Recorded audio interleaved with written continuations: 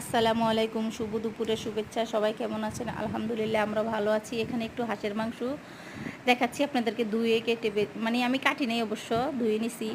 আজকে আমার ভাই বাড়ি থেকে আসছে সকালবেলা, তো আসার সময় আমার আম্মা একটু রাজহাঁসের মাংস পাঠাইছে।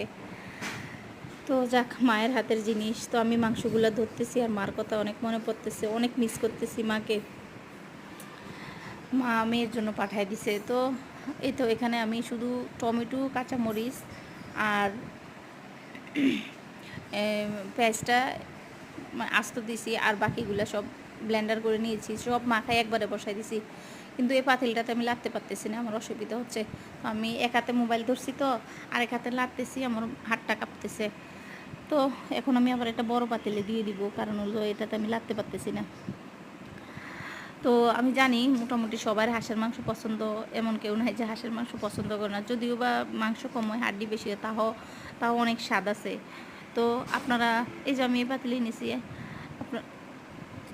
আপনারা কে কীভাবে রান্না করেন আমি তো জানি না। আমি এভাবে রান্না করছি, সব কিছু মেখে একবার হাতে কসলায় বসাই দিছি। তো এখানে প্রায় হয়ে আসছে। এখানে কালারটা কিন্তু মাশাআল্লাহ অনেক জুস হয়েছে, দেখতে অনেক সুন্দর লাগতেছে। তো আমার মানে পুরো ভিডিওটা করা হয় নাই, কারণ হলো আমি অন্য কাজ করা লাগে, বুঝে না তো, শুধু তো একটা না, আর মোবাইল ধরতেও কষ্ট